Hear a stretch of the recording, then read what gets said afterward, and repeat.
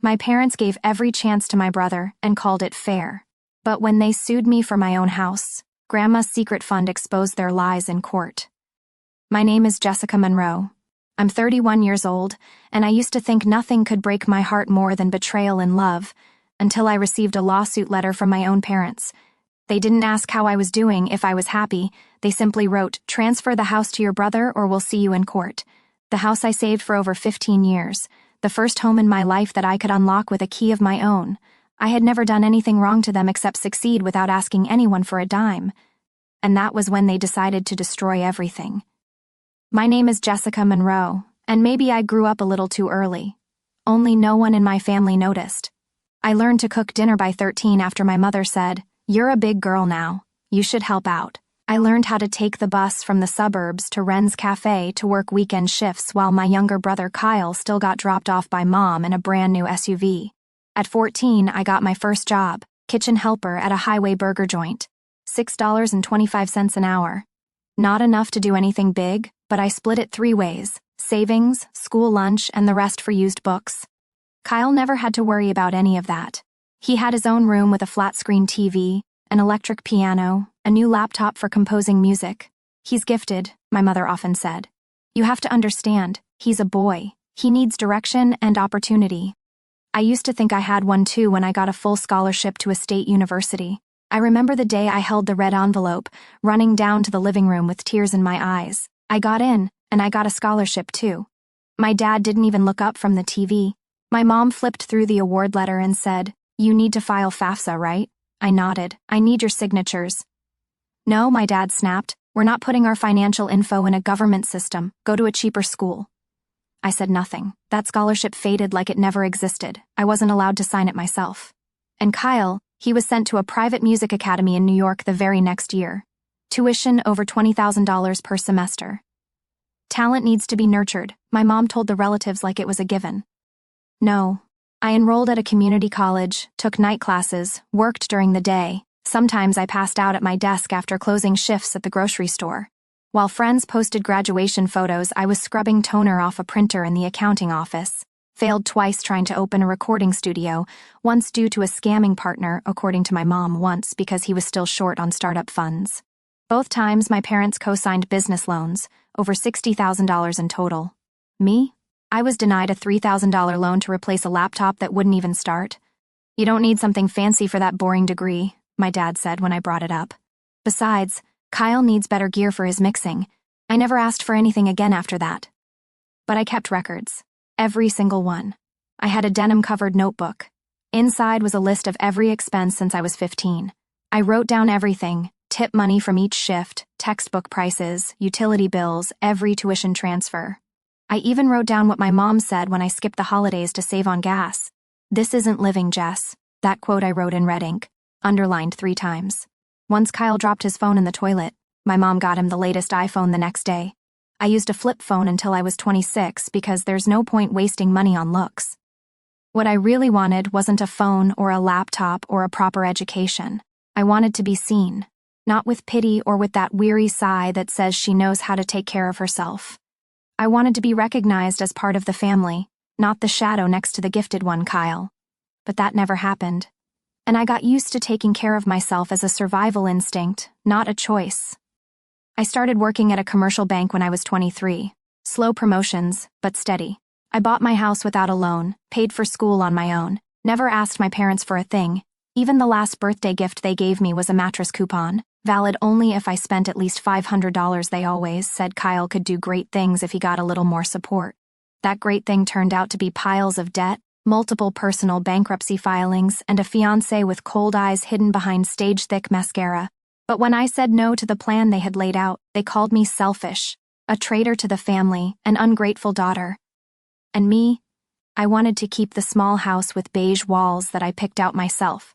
A house with not much furniture, but the only thing that ever truly belonged to me. I didn't know they were prepared enough to hire an attorney, send an official lawsuit, and slap on an express priority stamp. All to reclaim something I built alone. But now I understand. It wasn't the house they wanted. They wanted me to keep playing the background role in their script. The obedient daughter, quiet, always stepping aside for her brother. Saturday afternoon, I had just finished making a glass of iced tea when I heard a car pulling into the driveway. A glossy white SUV stopped right at the edge of the steps. The car door opened, and I knew instantly this wasn't a social visit.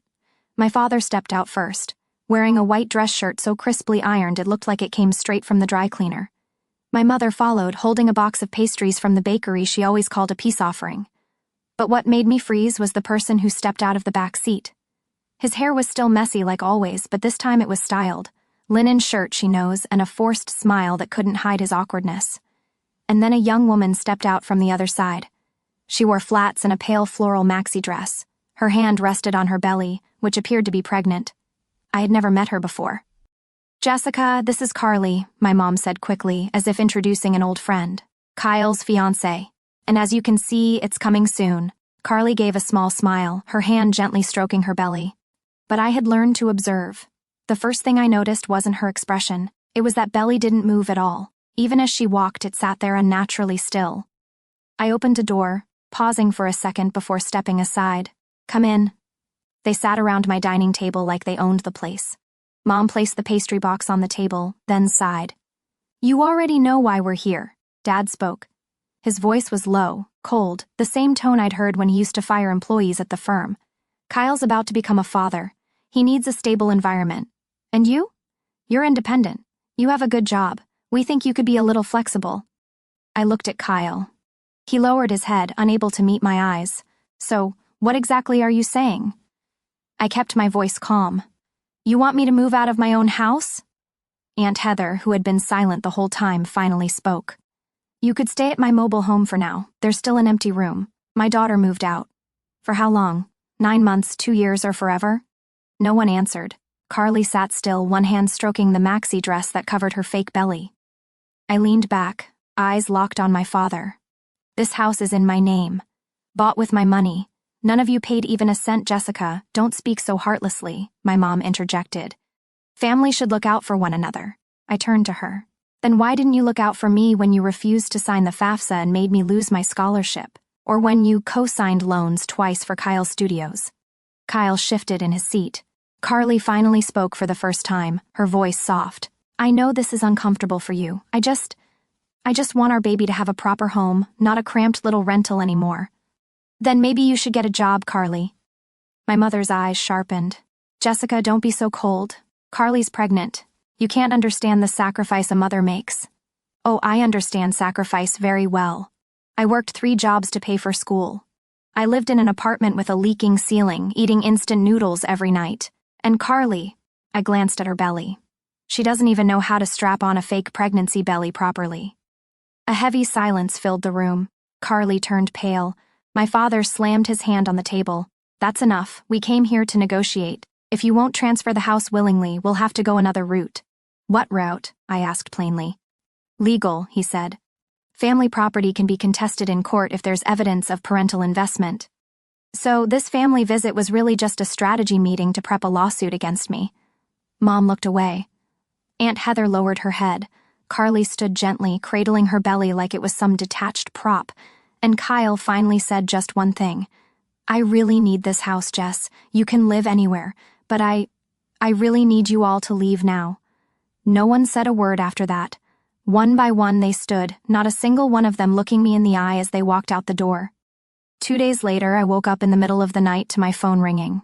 A message from Kayla, my old college classmate, now living in Florida. "Jess, what's going on? Did you really kick Kyle and his pregnant fiancée out of your house?" I jolted upright, heart racing. I opened Facebook. Kyle's post was at the top of the feed. Hundreds of shares, thousands of angry reactions. His profile picture was of Carly cradling her belly and staring out the window with theatrical sadness. The caption read, "My sister just threw us out of her home knowing my wife is pregnant. That house was once my mother's dream. All we asked for was a roof over our child's head, but she said, 'Leave, this is my house. The price of success is losing your humanity.'" The comments kept piling in by the minute. "This made my blood boil, treating your own blood like that, praying the baby ends up in a better family than this. What's the point of getting rich if you lose your heart?" Those words didn't bruise my pride. They pierced the child inside me, the one who once believed that if she was good, tried hard, stayed quiet, and behaved, her family would love her. The next morning when I walked into the office, my assistant Nora greeted me with a nervous look. "Jess, the boss wants to see you." The meeting room was nearly empty. Only Lucinda, the VP of HR, and Ryan, my direct manager, were there. He began slowly. "We received an anonymous email last night. It mentioned some personal matters, specifically that you were treated for depression at 19 with signs of self-harm and one hospitalization." I felt the blood rush to my ears. "We have no right to investigate your private life," Lucinda added. "But since this is a financial firm and it touches on reliability and stress response, we recommend you take a leave of absence, maybe a few weeks to stabilize." "This isn't a suspension," Ryan said quietly. "Just temporary. Temporary because someone sent a made-up email about my past." Lucinda said nothing. Ryan stared down at his clasped hands. "I see." That afternoon I drove home, turned off my phone, closed the curtains, and sat alone on the couch by the window where morning light usually poured in. I looked up at the photo of me and Grandpa at my community college graduation party. I was 19, beaming in a borrowed black dress. Grandpa's hand rested on my shoulder. He was the only one in the family who came that day. I walked into the study, pulled out my old notebook from the drawer, the one I used to track expenses and things I'd never forget. Right underneath I added a new line: "If they choose the law, I'll choose the truth." I opened my laptop, typed into Google, "civil asset attorney, family dispute specialist." The first page was filled with big-name law firms. Consultation fees started at $800 and up. I didn't have that kind of budget, but I had a name. Elijah Ward, a former student of mine. He took my financial literacy class at the local women's center 2 years ago. Smart, sharp, but fresh out of law school back then. I'd helped him revise his first resume. I found the small website he had built himself. One line stood out: "I believe the law should serve justice, especially when justice is distorted by bloodlines." I hit send on a message. I need a lawyer. But more than that, I need to believe I'm not crazy for defending what I built on my own. 3 hours later, Elijah called. "Jessica, I remember you. If you're willing to tell the whole story, I'm ready to listen." One Tuesday morning, I was sitting at my dining table sketching out the financial ties in my family to prepare for a call with Elijah when I heard an old truck pull into the yard. I recognized that engine immediately. The faded green Ford, its paint worn thin by time, the same truck my grandfather had driven since I was a child. Mr. Howard Monroe, 82 years old, stepped down slowly but steadily. He was carrying something, a small metal chest covered in a light layer of dust, the latch still streaked with chipped silver paint. I opened the door. "You're here early, Grandpa. Couldn't sleep," he replied, voice raspy. "I've got something to give you." We settled into the living room. He placed the chest on the table, unlocking it with a thin key the color of his hair. Inside were things no one thought still existed: a faded brown savings book, a bundle of handwritten letters tied with string, and a handwritten copy of my grandmother's will. Eleanor Monroe. I touched the thin paper, the round, familiar handwriting. I'd seen her sign Christmas cards with it. "How long have you kept this?" I asked softly. "She gave it to me before she passed," he said. "Said if the day ever came when her girl was hurt by her own family, I should give it back." I turned to the last page. My chest tightened. "I, Eleanor Monroe, leave the sum of $42,000 in a savings account at First Legacy Bank to my granddaughter Jessica Monroe to be used for college tuition. I want her to receive the education she'll never dare to ask for." Beside it was the bank's verification seal. Account opened in June when Jessica was 12. I flipped through the savings book. The withdrawals were gradual: 5,000, then 8, then the entire balance exactly 1 week after I lost my scholarship due to missing the FAFSA form. The signature on the final withdrawal: Thomas Monroe, my father. I don't remember how I breathed in the minutes that followed, only that Grandpa placed a hand on my shoulder, slow and steady. "Your grandma knew you'd find out one day, and she believed when that time came you'd know what to do." That day's meeting with Elijah lasted nearly 3 hours. He showed up with a backpack and a small leather notebook. "I've reviewed the lawsuit briefly," Elijah said as we sat at the table. "Papers spread everywhere. But what you have here is a case of financial fraud. This goes beyond civil dispute."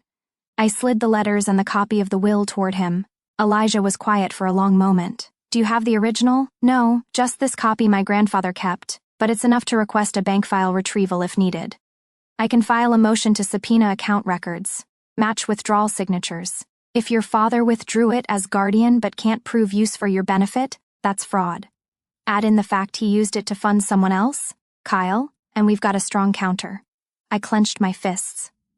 And then there's Carly. I know someone in the DA's office. We can check medical records and insurance activity. If she's using a fake pregnancy belly and there's no prenatal record, then this is a deliberate scam. Elijah opened his laptop. You once taught me how to build budget spreadsheets to show the power of data. Now it's my turn to show you how the law brings truth to light. That night, I sat alone by the window, desk lamp shining on the bank statements, Grandma's letter, photos of the savings book. Every little thing I once dismissed as small. Each saved dollar. Every broken promise, every sign I was overlooked had led me here. I picked up my phone and texted Elijah. Tomorrow, I want to start reopening the estate file. Can you help me write the petition? Petition writing is for the lawyer. You just tell the truth exactly as it happened. I'll take care of the rest. A week after that first meeting with Elijah, I got a call on Monday morning while carefully filing copies of the will and financial statements into the blue folder I used just for this case. Jess, Elijah said, voice tense but controlled. We got the private investigator's report. Are you sure you want to hear it now? I set the folder down and stood. Go ahead. First, Carly, the woman Kyle calls his pregnant fiancée.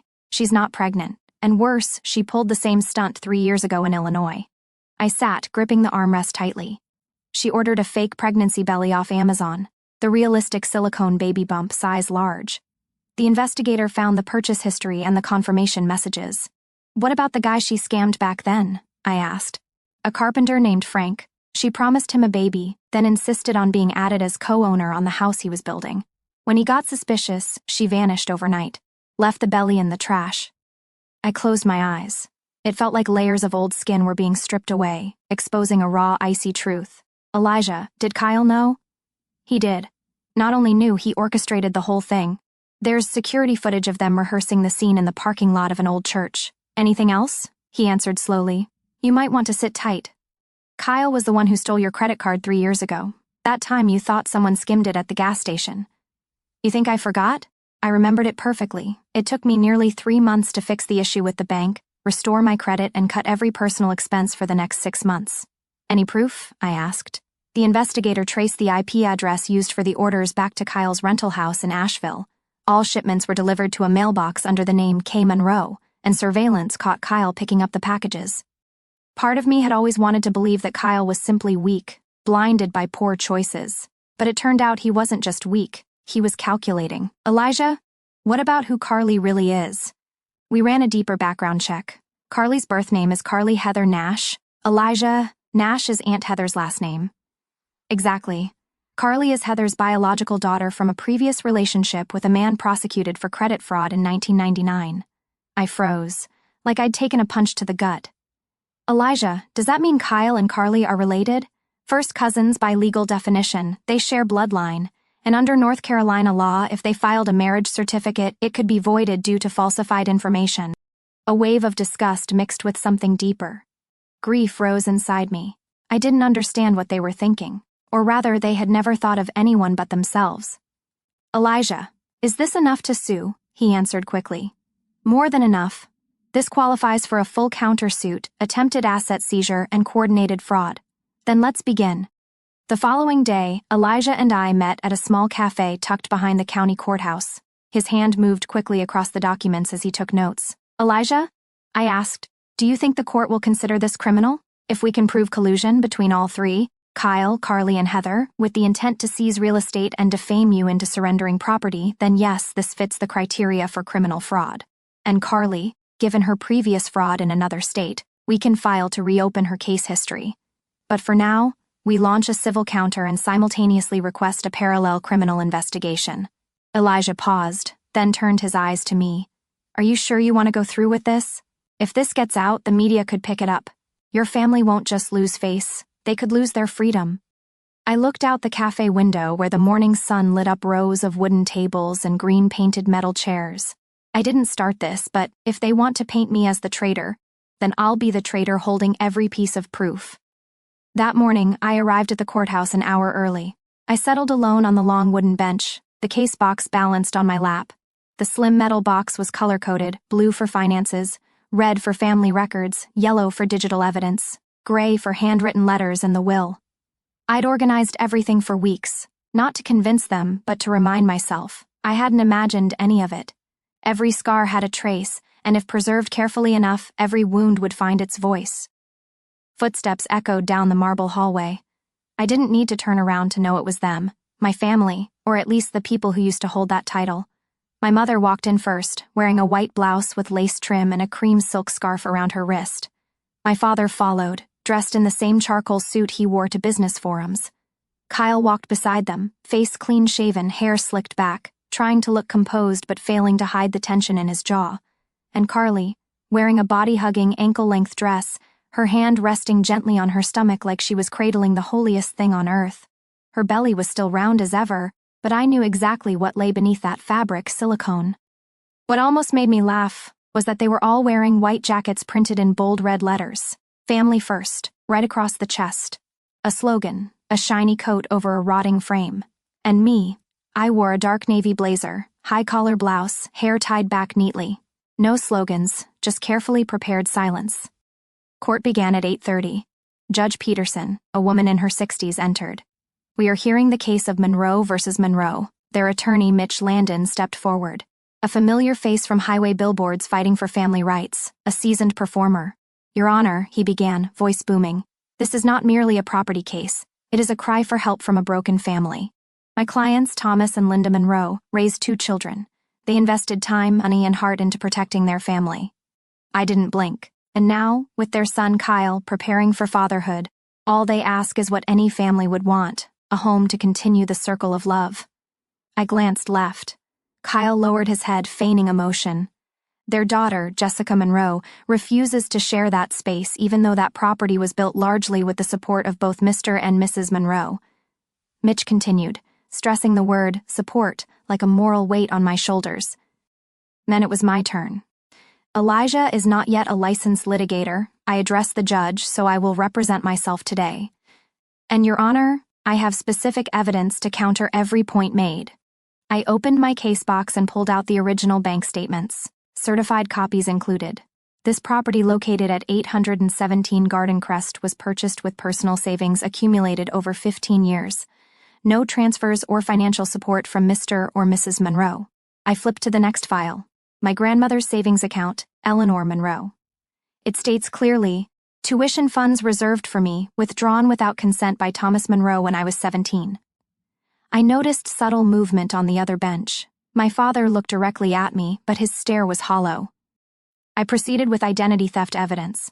My credit card stolen in 2020. The purchase history matches Kyle Monroe's address. Security camera footage confirms the package retrieval. I held up another document. An email Carly once sent to a man named Frank 3 years ago. She wrote, "Just trust me, in a few months our baby will be here."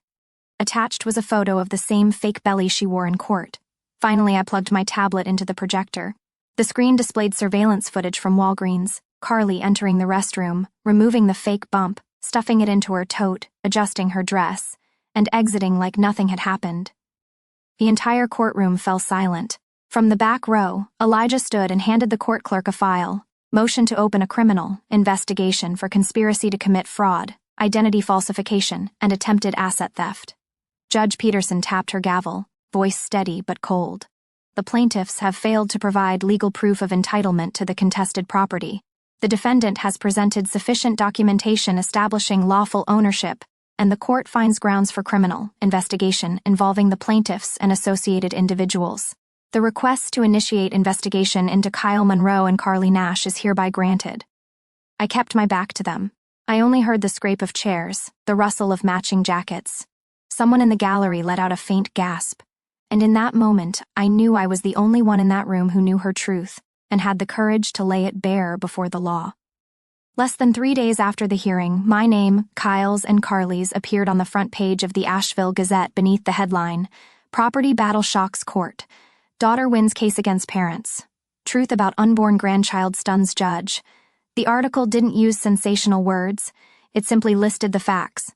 The evidence I submitted, the Walgreens video, credit card history, a copy of my grandmother's will, and the official statement from the district attorney's office, announcing the criminal investigation into Kyle Monroe and Carly Nash for fraud and attempted property seizure. That night, I put my phone on silent. Messages kept flooding in, some from old acquaintances, apologizing for once believing Kyle's Facebook post. Some simply said one word, proud. But the message that made me pause the longest came from someone I never expected. Sabrina, my cousin who always played neutral at family gatherings, the one who once called me too rigid to be approachable. You did something I never had the courage to do. Heather once held on to all my college funds because she didn't trust I'd spend them wisely. I stayed quiet because I thought it was small, but it wasn't. It was the start of a long chain of silence that hasn't ended until now. A Monday morning, I went to the county office. Elijah came with me. We filed for a long-term restraining order against Kyle and Carly. Attached were court documents, the verdict, and screenshots of Kyle's vague, threatening messages posted after he lost the case. "Are you sure?" Elijah asked as I signed the final form. "I'm sure," I said. "I don't want revenge. But I also won't let them return to my life like nothing ever happened." 3 days later, I was watering plants in the backyard when I heard a knock at the door. Maple, the little rescue dog I adopted, ran ahead.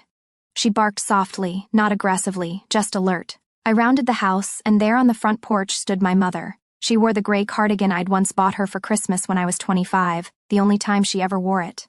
Her eyes were red. In her hand was a paper bag from my favorite bakery, the one she only visited once a year on my birthday. "Jessica," she began, her voice trembling. I just want to talk." I stood still, holding the garden hose. "I didn't know it would go this far," she continued. "Everything spun out. I couldn't control it. I thought if Kyle had the house, if you could maybe give in a little." I cut her off.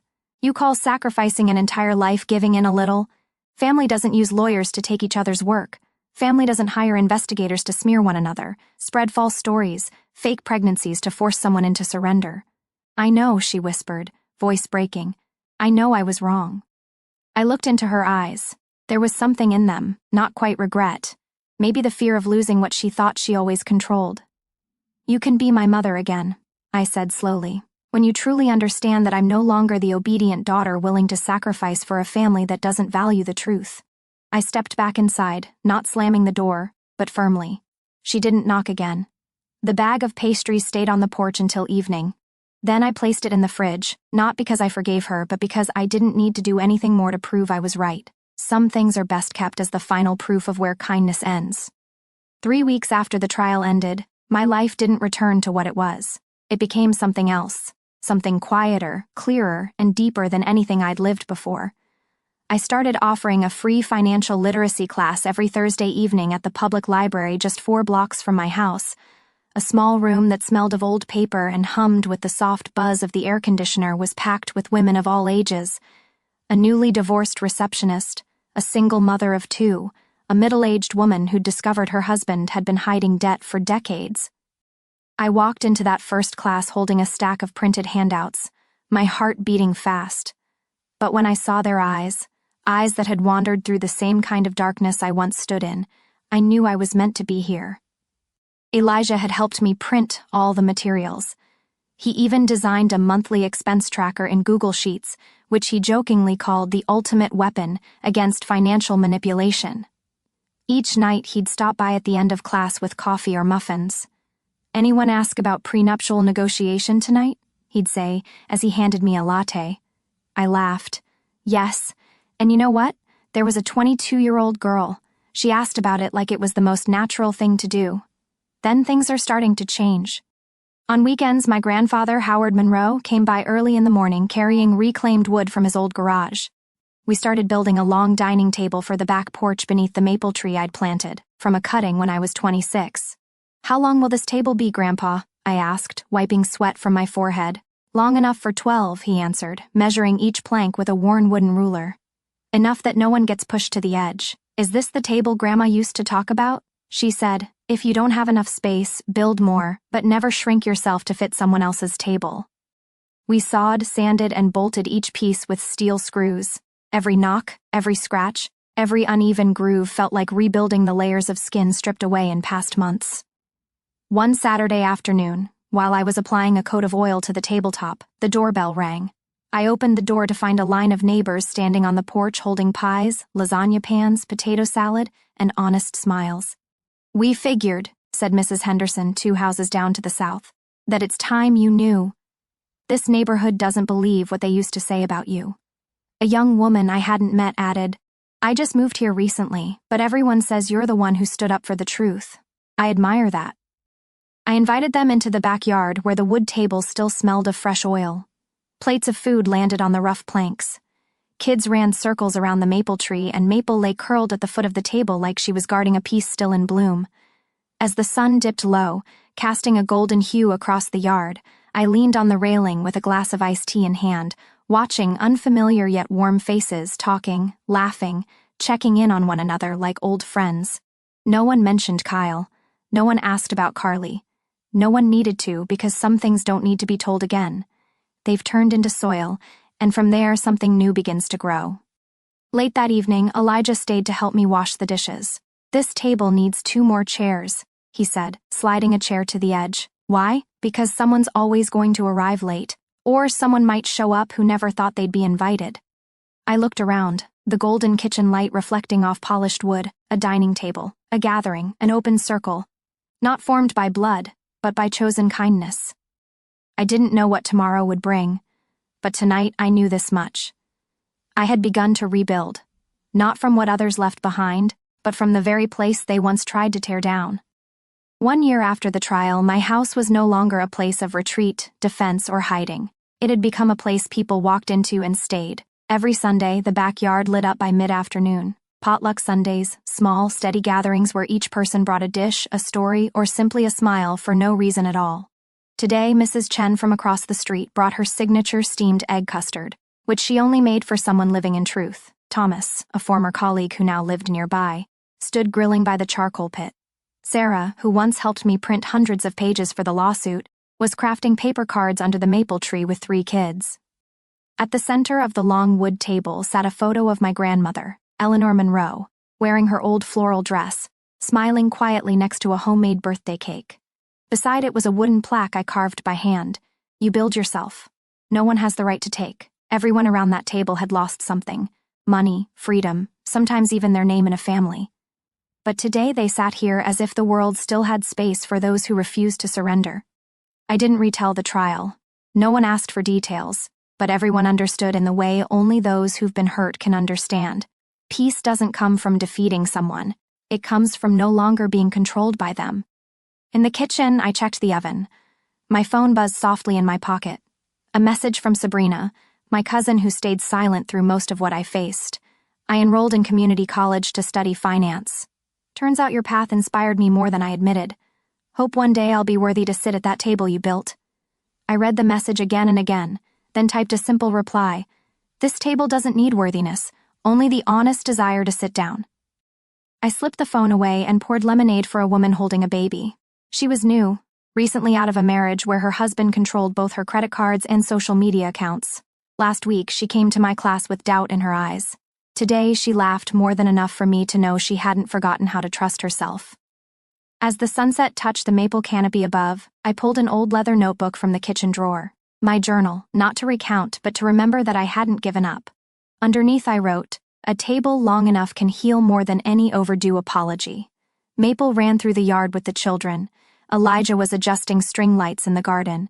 My grandfather sat at the corner of the table, his hand resting gently on Grandma's photo, his eyes far away, as if speaking to someone only he could hear. I walked into the kitchen to make more coffee.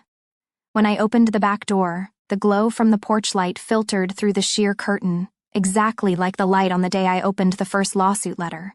But this time, the feeling was entirely different. No glass breaking, no heart falling, just the smell of baked goods, the sound of children's laughter, and the soft tapping of fingers on wood as someone waited for the main course.